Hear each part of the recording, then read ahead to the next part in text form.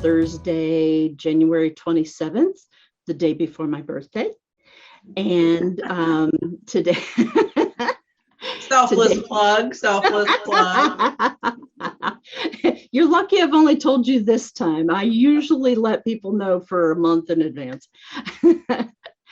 But today we have Diane Wingirter, and she's going to be talking about grant writing. And I think it's going to be an absolutely fascinating topic. I can't wait to hear about it. But first of all, we're going to go around the horn in terms of how I see people and have you introduce yourself. And please tell us where you're from, a little bit about your business, and what would be a great connection for you.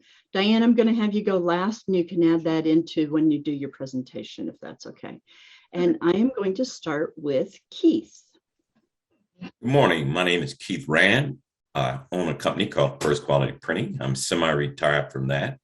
I'm starting, as we call a retread or transfer to do consulting along with my son.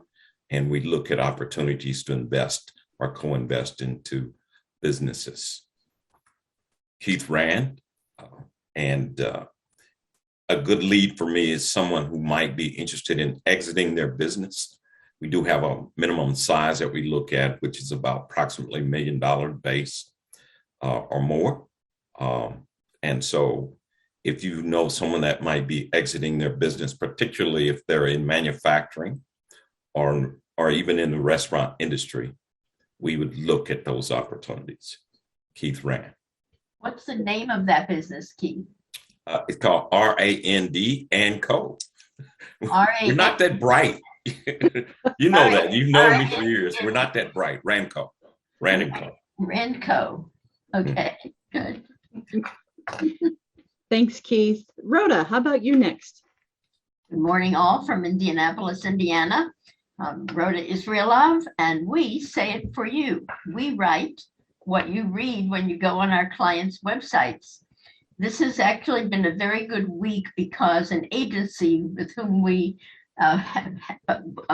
despaired of getting any business brought a very nice assignment to one of my writers, and so we're off and running with that. And so we have another new client that's coming on board who is in the mortgage brokerage business. So it's been a good week for Say It For You. A new computer, and I'm figuring out how to use it. So that's number one. My name is Adele Bush. My business is ASB Business Services, LLC.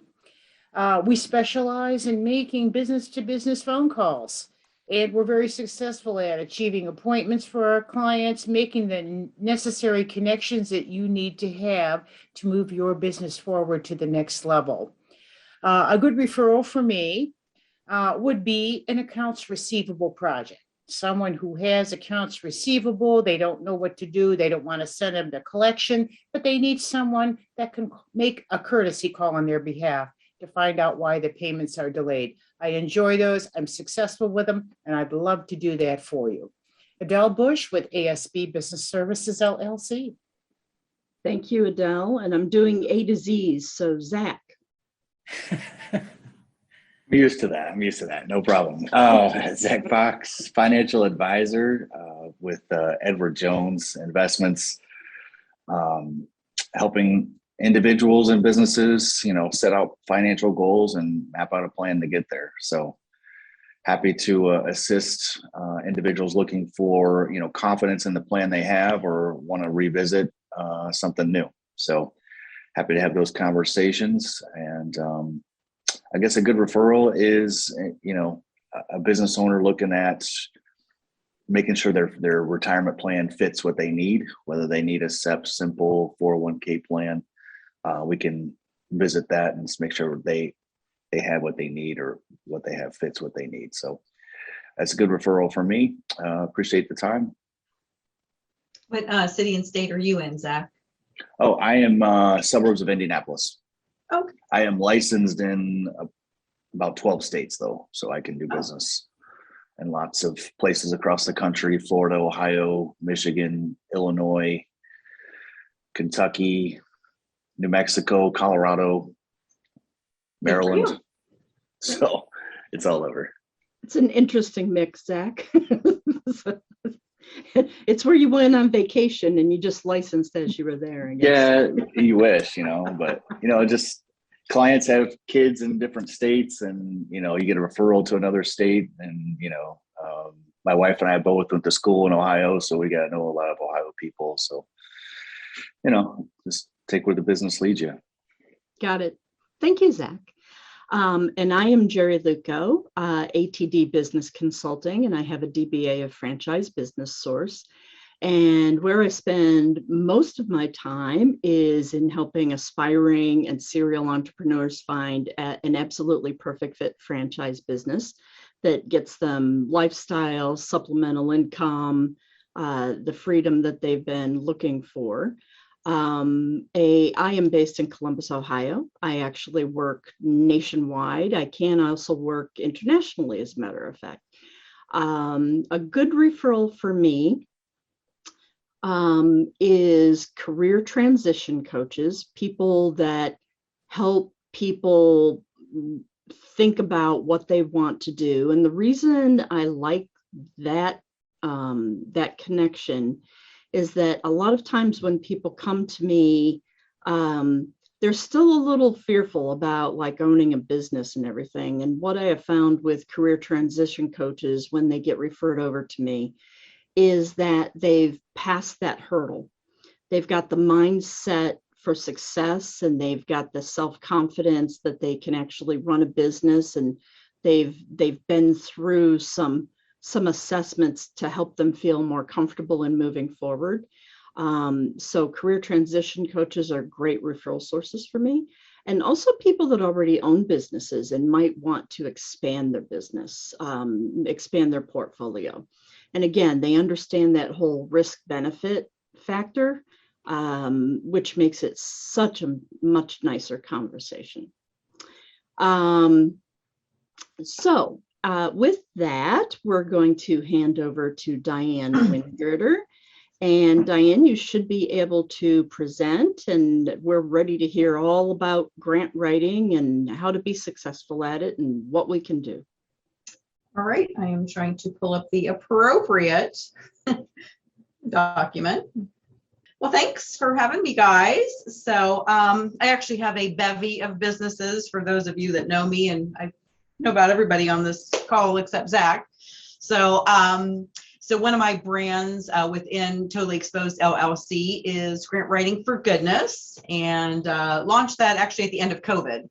So, or at the end of the year that COVID hit. So the end of 2020 is when I decided that this was something I wanted to add to my portfolio. So I've been doing it for a little over a year, and I've been quite successful in that first year. I kind of have surprised myself on how well it's gone and how many grants I've been able to get for my clients. So just a little bit of backstory. So since March of 2020, approximately 1.1 million individuals have been unemployed in Ohio. And I did look up the stats, and that has really dropped amazingly to now we're at 275,000 as of November of 2021. And then I thought, since most of you were going to be from Indiana as well, that I would pull those stats. So there were 545,000 individuals unemployed in Indiana, and that has dropped down to 1,000 as of November of 2021 as well. So that's, a good reflection that we're on, a good trend that we are on.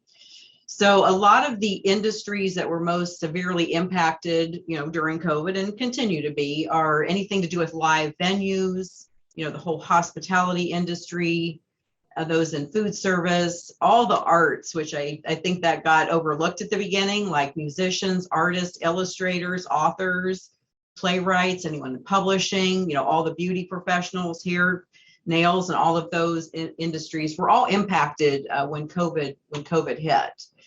And hey, Jerry, would you mind reading this quote for me, please?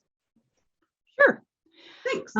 The folks who depend on art and culture for their paychecks are in a very bad place right now. There will be artists that don't survive, become bankrupt, and become homeless. And that's Jamie Goldstein, Greater Columbus Arts Council. Yep. So that was a pretty scary, statement to be made back in 2020. So how does this collective group feel? Well, certainly they feel that they're a victim. They're resentful, that this happened, discouraged, frustrated, afraid, lost, hopeless, and alone. So that's how that whole collective group was feeling. But they don't have to feel this way. So because of the pandemic, there are grants that are available for individuals, and they still are available, not to the extent they were back in 2020, but this is really the first time that there have been grants for individuals. Just, you don't have to have a PhD, you don't have to be a researcher, you don't have to be a scientist. I mean, those grants always exist, but for just, I'm going to say, a lay person out there that is working away and working their job, and this was the first time that those type of grants were available. So that's how I hit the starting gate. So I, again, got certified in November of 2020. December, I wanted to help this group because of reading that article from Jamie Goldstein. And I thought I really need to reach out and help these individuals. So in December, I was able to help 10 individuals. I got connected to 10 people that fell within all of those categories that I spoke about earlier. And I was able to get them monies. Were the amounts huge? Absolutely not. But to them, they were. So, if you were wondering how you were going to keep food on the table or, possibly have any kind of a Christmas for your family, those were rather desperate times. So I was very thankful that I was able to step in and get people anywhere from $500 to $5,000 is what those 10 grants were. But like I said, it was really meaningful to those that did receive the money. And I didn't charge any of those 10 individuals for my services at all. It was like, hey, let me just help you. That is my way of paying it forward, obviously getting some experience at writing grants. So it was a kind of a twofold. It was a win-win for everyone. Gave me some experience right out of the gate, and I was able to help some individuals.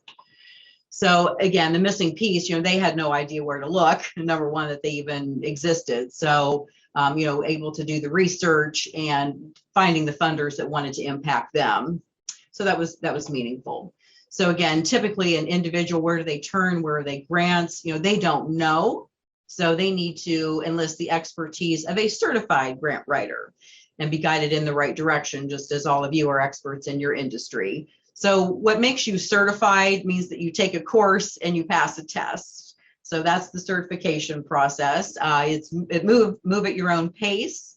So you could take as short a window as you want to move through that course, or as long as you wanted. There really was they asked that you complete the course in 1 year from the date that you cracked the course open. I think I knocked it out in about 10 days. So anyway, because I was on a mission, I wanted to get going with this. So I knew there was people to help and things to do. So I went through it quickly and obviously got my certification. So whenever I work with someone individually or on the business side, which we'll get to that next, I do offer my initial consultation and research as complimentary services. So I'm not going to charge someone to determine whether if I can help them or not. So that's the more part. So I just wanted to give you a little bit of backstory of like how I got started in this and the fact that I do work with an individual, and that still can happen. There aren't as many grants available, but they still are available and out there for individuals that have, suffered because of COVID. So the great news is what we're going to spend the bulk of the time on is there's thousands upon thousands of grant dollars for nonprofits, for-profits, faith-based entities, IHEs, which is Institution of Higher Education, researchers and students. Those are always going, those are always thriving. And what unlocks the funding is research. So, they just don't fall in your lap, they just don't appear out of nowhere. You really have to be able to dig and find out what's available, scan the grant to see how if you qualify or how do I qualify, how much the award amount is, when the deadline is, and who the funders are. So that's all important to find out on the onset of when you are looking at grants. And this is a pretty extensive list, but not exhaustive. But these are the type of things that funders want to know. It's very similar to a business plan. They want to know your vision and your mission, who you serve, the core services you provide, what problem or problems are you solving, why does it even need to be solved? Kind of like, who cares? What impact does it make? Who will it benefit? What are the quantifiable outcomes? So a lot of them are very data. They want to know the number of constituents you serve, what you've done for them, what percent has increased or decreased, whatever you are trying to affect. And they want to know the deliverables to the funder. Sometimes they want that, and actually sometimes they want to be a little bit discreet about that. So there are times when the funder says, do not use our logo, that we are funding you. And that's up to each funder individually on how much kudos they want for helping you. And some want a lot of props, they want to be on your website, on all your marketing materials and things like that. But those are different aspects of what the funders may want in return for supporting you and giving you the money. And why is this important? Because funders only support programs and projects which align and are on target with their purpose. So it's the similar in career search. So again, when you're looking for a job, you want to align yourself with a company that has the same values that you do so that it's a long-term relationship. Well, the same is true in the funding aspect. So if you're not in alignment with the same values that the funder has, they don't want to give you the money. So again, that's just part of all the research, and comes a game of alignment and strategies. So we definitely take a look at what they are passionate about, what language they use in the grant, so that we are able to replicate that and make sure that we, are in alignment. So what do funders fund?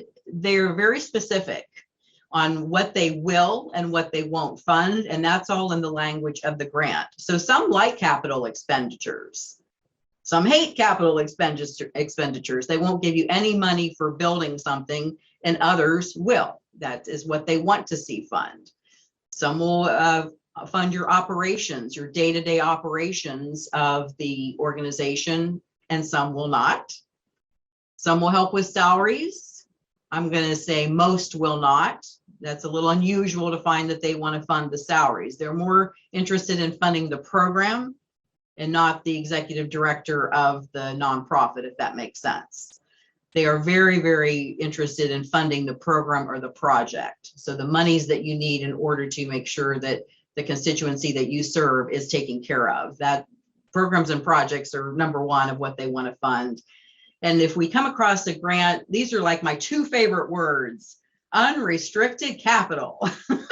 That means you can use the money for anything you want within the organization. So they're not going to hold you, to the letter on what you use the monies for. They're not going to require as tight of reporting or make sure that you are turning in receipts or keeping track of your receipts. So that's a beautiful thing when we come across a grant that has unrestricted capital. So those words are music to my ears when I hear that. Just makes it a lot easier. So how do I begin with a client? I start with a complimentary consultation to determine the purpose of the organization. And again, some of those things on that laundry list. Who do they serve? Who do they fund? What problem do they solve? Why is it important that this organization, for-profit or nonprofit, even exists?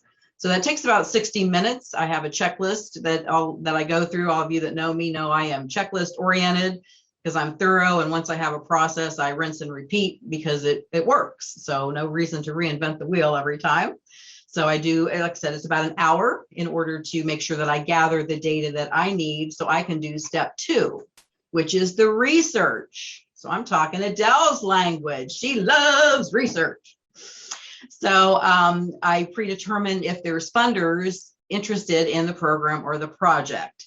So I carve out 5 hours of my life, and I devote it strictly to that potential client. So they're still a potential client at this point. They haven't signed any agreement with me. So I'm locked in, zoned in for 5 hours on this client, and I am looking and looking and looking and searching for grants. So I have gotten to the point where I can scan about 100 an hour. Does that mean I read them all from cover to cover? Absolutely not. I'm scanning them, and I'm looking for language in the grant that correlates to what the funder, what I know about the funder. So I'm basically matchmaking and pulling out the ones that look like on the surface that there's a reason to dig deeper into that. So I come up with that initial list within 7 to 10 days. And like I said, I'm determining which ones on the surface look like they are worth going into. So then step 3, I'm going to schedule another follow-up call. It's usually about 60 minutes to go over the grants that I have found. So then we put them in 3 piles. So I review the grant with my potential client still at that point, and I have them say yes, no, or maybe so. So I review the grant with them. Hey, this is the amount, this is the deadline, this is what they're passionate about funding. And some of them are in strong alignment, so we put those in the yes pile. Some are maybe, but not now. So that's kind of we'll have that conversation. Like, I could see us growing into this one. Maybe we should do this next year. And sometimes there's some requirements on how many years you've been in business for the funder to want to fund you. And sometimes there's some requirements on a threshold of how much your operating expenses are. So they may only want to fund, companies that have over, $500,000, in revenue and activity. Maybe I'm working with a company that's at 400,000. So we know that, hey, this is something to look at, maybe 1 year down the road or 2 years down the road. So some are maybe because it's yes, but not now.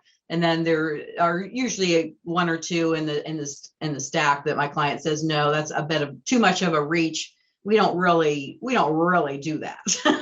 So, it kind of calls them out a little bit because of what they've told me they do and what they really do. But that's good that we get that out on the table. So we take, like I said, the stack and put it into the 3 piles. So then if the client is happy with what I have shown them, the opportunities that I've shown them, then they actually sign an agreement with me. So I've got about 7 hours into the individual before I ever ask them for a decision. So again, I'm proving this worth that, hey, I'm due diligent. I'm going to work hard for you. I'm going to get the information you need, but yet I'm going to let you, make the decisions along the way. So there's a lot of question on, whether grant writers work on a percentage or they do an hourly fee or flat fee. So I researched a bit of that and also took some notes from the course that I took. And a grant funder doesn't like it when the grant writer gets a percentage of the take. So, a grant writer should not work the same as an attorney, as in taking, 20, 25, 30% of the monies that are awarded. So, and the reason is, and it makes sense, is the funder doesn't want to fund grant writers. That would be a separate grant, right? They want to fund the cause, the mission. What is this, what are we trying to do? So if you get awarded $100,000, they don't want the grant writer getting 20,000, 25,000, 30,000 out of it. So that is frowned upon. I will put it that way. So I don't operate that way. Plus, that seems a little greedy to me. So again, I work on I created something different, which I'm always looking at an industry and I always want to set myself apart and be different. So I have a grant package. Is how I work with individuals, and certainly I explain all of that up front to them. And over time, it's actually a declining rate. So after I work with them for 3 grants, my rate actually drops. So it's very interesting because the amount of the grants that we're going after increases over time, and my fees decrease. So what do we all like about that? There's a wider spread, right? So if we're going after larger monies, my fees are declining. It's nice, a sweet spot for my clients. So they like that, and they've never heard of that before. I'm like, good. That's what I like. That's what I like. So I start with my clients with a 25-point grant package checklist. Again, this is not heard of or standard in the industry either. So there's 25 things that we're going to talk about that my client and I are going to talk about and discuss before I ever submit the first grant. So some is data that certainly I need from them, but I'm looking at their overall marketing, how they overall market the organization. And I'm also looking at their vision and mission statement to see if that has clarity or if we need to clean that up. I'm looking at their business cards. I'm looking at their LinkedIn profile. It's an extensive list of 25 things. And why am I doing that? Because I want to make sure all of our ducks are in a row. So if I write a grant and paint the picture that a nonprofit serves a certain constituency and operates a certain way, and then the funder goes to their website and it's not the same at all, well, then they're going to question, this is Jekyll and Hyde. Which is it really? Is it what was presented in the grant? Is this really how they operate? Or is the website really more how they operate? So I do everything to keep our messaging consistent on all platforms so that the funder has no reason to say no. So I'm setting us up for success by putting all of the pieces of the puzzle together before we ever apply for the first grant.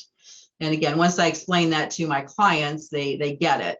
So this checklist usually takes anywhere from 30 to 45 days to actually facilitate and do.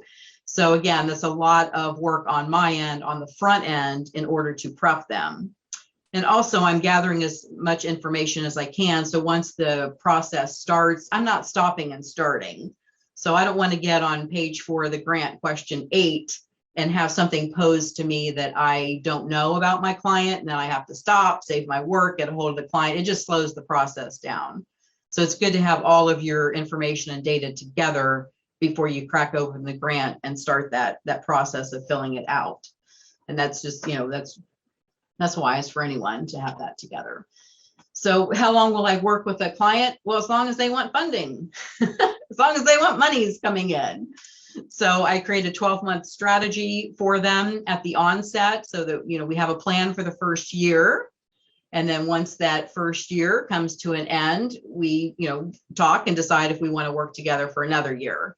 So I'm happy to say those that, I just hit my, like I said, 1-year anniversary with 3 of my clients that I got right out of the gate. So they all re-upped with me for another year. So there were grants that, like I said, we didn't attack the first year that we rolled over, and there's new ones that I found for them as well. So it's always a revolving door on different opportunities because new grants are always being put into the mix. So, but I was thankful that 3 of them rolled over with me for another year, and they have no intention of leaving me because we are definitely in sync now, and I think I know their business as well as they do. In all cases. So Q&A. So that's just a broad overview of about grants and the process that I use to get started with a client. So questions, anyone? Sorry. Hey, Diane, go ahead, Jerry. No, go ahead, Keith. You first. Hey, Diane, this was great. I've been working with a couple of not-for-profits. And so one of the things that I'm running into is that takeoff platform. They're not ready to work with anybody, not a grant writer or anybody. Are you running into those kinds of organizations? And then how are you pre-qualifying the organizations you will work with? Because I noticed you said you had this long checklist of things that you basically you're pre-qualifying this client.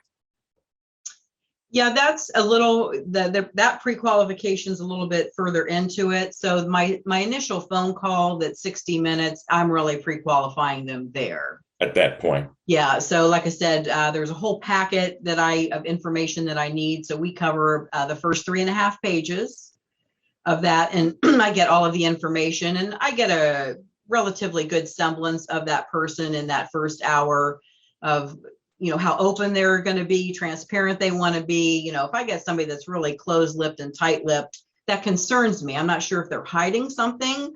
I'm pretty intuitive with all of the people I've interviewed and hired, and that was another presentation. I've hired 1,900 people in my life. So I've interviewed a lot of people and talked with a lot of people. So I rely a lot on my gut. If I have a kind of a bad feeling about somebody, like I said, that they're being deceitful or just not very transparent, I'm concerned about working with them anyway. So those are just, more the emotional side of that. And then obviously there's the brass tacks of how long you've been in business. But I am willing to speak with anyone because they walk away with a lot of insights, really just about business in general. At the end of that initial conversation, they learn a lot in that 60 minutes, just even by the questions that I ask them. They're kind of like, wow. I almost feel like they've been put through the ringer a little bit, more like how a business coach actually would talk to them, so. Diane, who is finding whom in the process? In other words, are you looking for the prospects who don't know, they haven't thought of looking for grants. So I have been blessed. I built all my businesses through referrals and relationships such as this. So all of my clients have been, somebody told them, you need to get with Diane. Mhm. And that's how I prefer to find individuals. So I have 6, potential clients, and they all were referrals as well. I only have so much bandwidth, unfortunately. So I can only work with 5 grant writing clients at a time. Otherwise, I would do them a disservice if I got more than 5. So like I said, I had 3 roll over, and I've got 6 that I'm in these early stages with, like I said, the research, the talking. So I'm confident I will have 2 of those at the end of this process, and I will be full, which is a great thing. But I always want to keep that pipeline open because, my clients can move on at any time. I mean, even though I intend to work with them for a year, they're under no obligation, So do you have any theater groups in Indiana?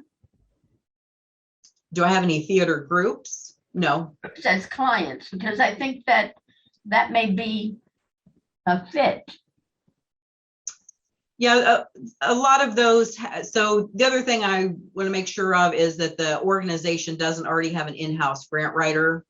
I'm glad you brought that up, Jerry. So if an organization already has an in-house grant writer on staff, I'm not looking to displace anyone or have them not use them anymore and use me instead. There's too much out there. So if someone has an in-house grant writer, I don't need to speak with them. They already, whether that person's doing an adequate job or not, that's a whole other conversation, but I don't need to go down that rabbit hole and prove that I might do a better job than somebody else. So they're probably going to have an in-house grant writer, organizations of that size that have been around, for over 5 years.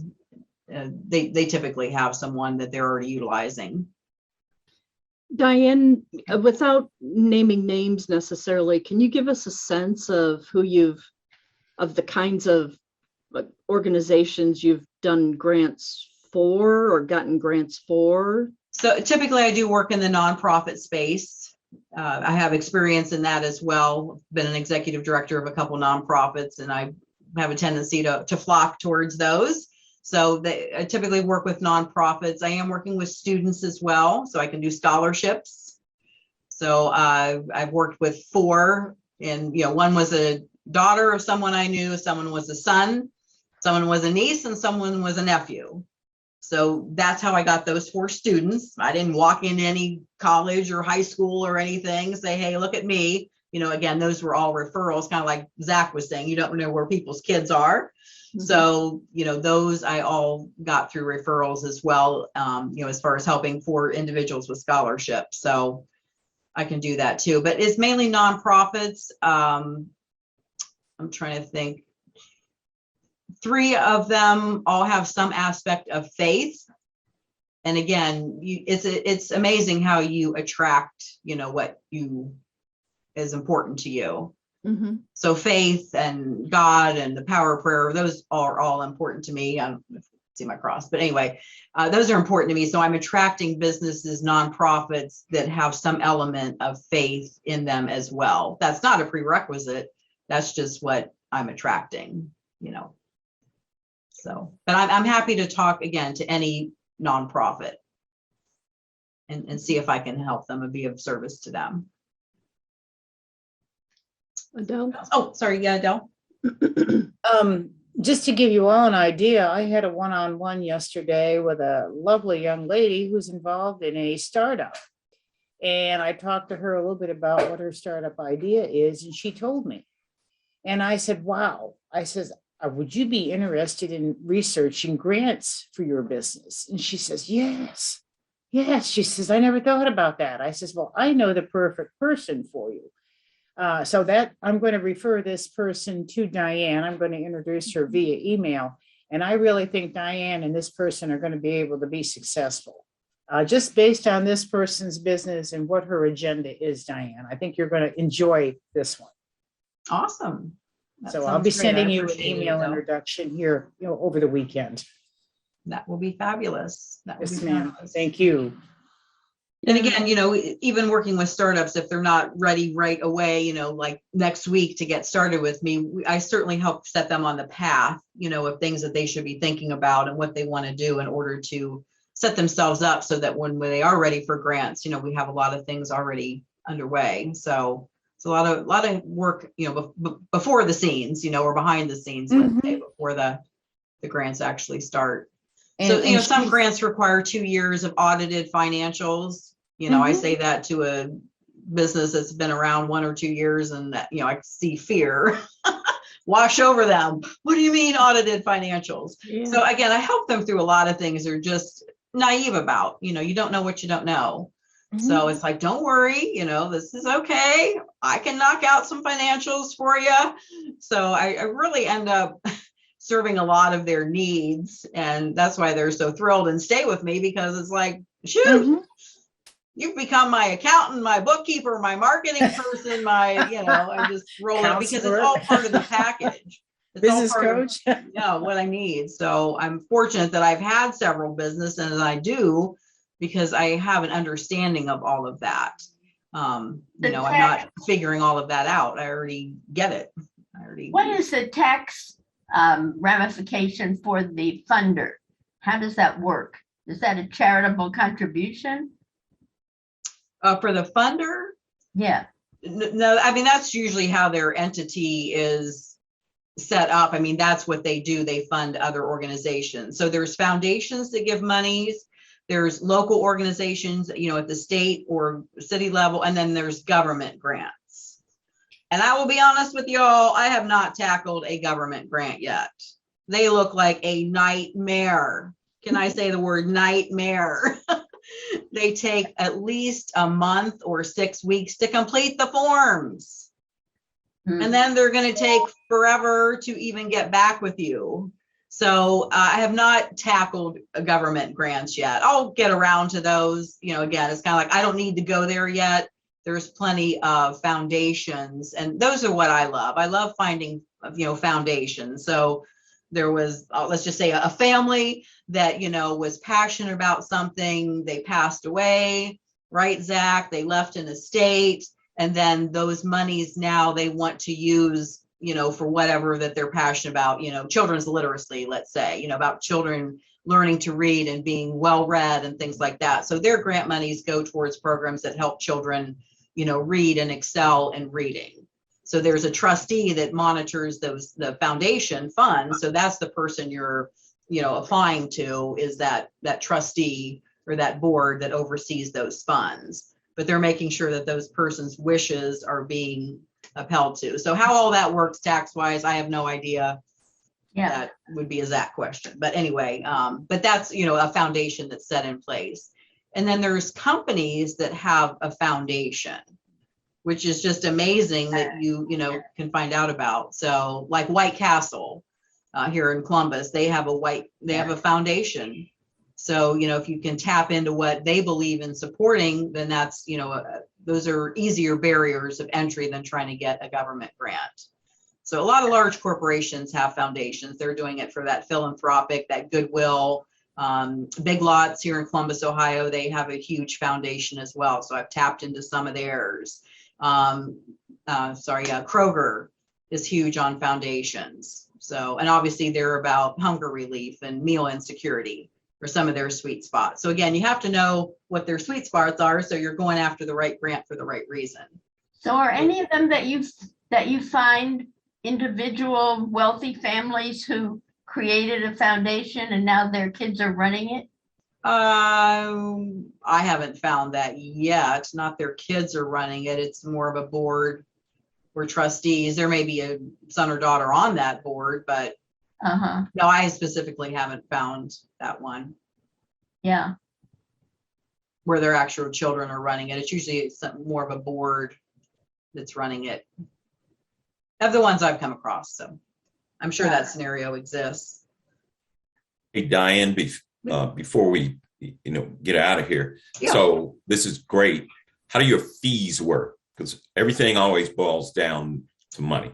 So how do your fees work, and then how do your clients feel about your fees? Has anybody said, oh, this is too much, too little, et cetera, et cetera? I've had a couple say it's too much because they're brand spanky new, you know. So anyway, they've been in business for 2 weeks. So, but like I said, I'm willing to talk to them. I realize they're probably not going to be a client right now, but they could be in the future. So I start with the grant writing package. That whole kit and caboodle is $2,600. So it's $2,600 for me to do the 25-step checklist and to prep them and get them ready for the first grant. And that includes the first grant. So $2,600 gets them all the prep work and the grant. Then the second grant for the same EIN or TIN number is $997 for grant, let's say grant number 2. Then the third grant for perpetuity, we all know that word, is $497.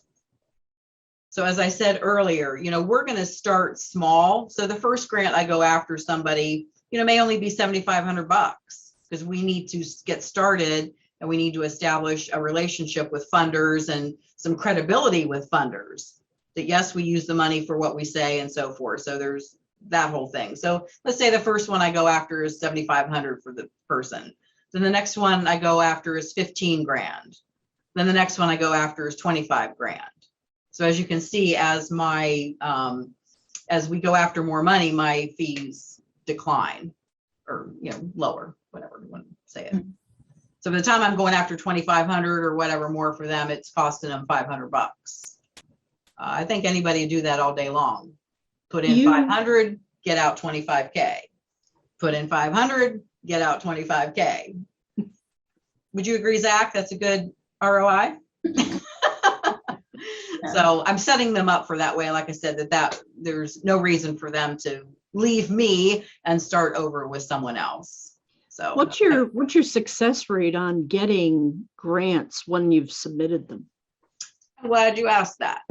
So I don't typically share it with people, my clients, because I don't want to have them have a preconceived notion that we're going to get every grant we go after. So, right.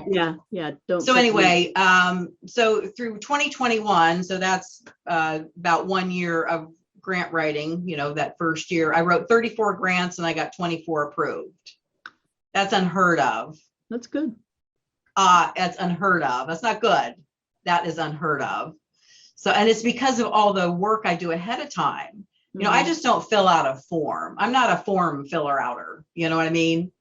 There is so much thought and energy and discussion and work that goes into these. That's why my approval rate is so high.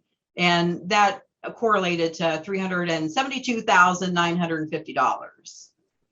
And again, at the beginning, the first 10 I did were, tiny grants. So that affected my big total, but I still added them in. Yeah. And like I said, to those people, that $500 was just, it was like $1 million to them. So anyway, and thus far in January, I've written 4 and I've gotten 2 approved. That doesn't mean the other 2 haven't been approved. It just means they haven't got back to us yet.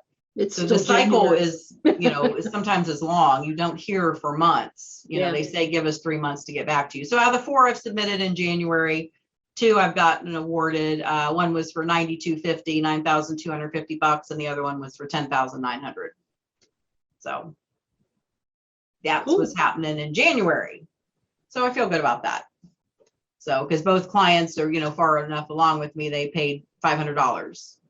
So one paid me $500, got $9,250. The other one paid me $500 and got $10,900. I think that's pretty good.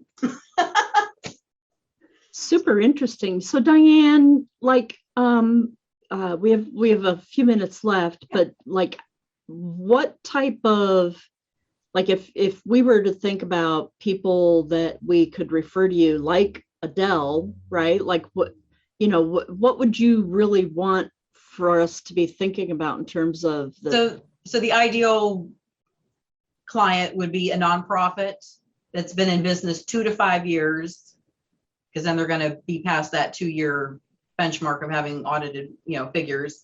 So 2 to 5 years, and they don't have an in-house grant writer. I would say those are the 3 things. So nonprofits, 2 to 5 years in business, and they don't have an in-house grant writer or a relationship with a, independent grant writer. So I'm independent, I'm not on anybody's, I'm not an employee of any of the companies. Right. Okay. So that would be great. As long as they hit those 3 criteria, I am more than happy to speak with them. Like I said, I'll talk to anybody for that first hour and, see how I can help them. And like I said, they will walk away with some knowledge that they didn't know before. So, but I feel good about doing that, delivering value to people. Well, I think we've all walked away with some knowledge we didn't know. Great. This was super interesting, Diane. Thank you so much. Thanks. This will be posted, and Keith is going to do all that behind the scenes work to His post magic. that. His magic, the Keith magic. And next week we have Cheryl Vargas. And Keith, what is Cheryl's topic next week? I sent it to you. I sent you an email with her topic. It's about, yes, you can draw a stick figure. Okay. So she uses teaching of art in unusual ways for business. Okay, So cool. that would be good. Do we have another minute or two here? We have Sure. 1 minute. 1 minute. Okay, very quickly. I heard 2, what I call word tidbits from 2 of our speakers today that I'm going to use in a blog. And they both relate to customers when they come to you. And so Diane said that people are saying yes, no, or maybe so, or not now. And Zach said, people come to him sometimes just looking for confidence in the plan that they already have. So I'm going to quote you and cite your website on blogs about that idea that when people come to read your website or your blog, they will be in one of those categories. And it's okay. They may not be ready to be your customer right now, but they may be in the maybe later category. Timing. Yep. Fantastic. Thank you, everybody, for attending. I will see you next Thursday, February 3rd, day after Groundhog Day, day after my wedding anniversary. And I will. Goodness gracious. Well, happy birthday tomorrow. Jerry Luco. Plugs We'll galore. have a Plugs party. galore today. Happy birthday. Somebody wants gifts, right? Somebody I'll see you all next week. I'll see you Bye-bye. guys. Everyone, Bye-bye. thanks everyone. Oh.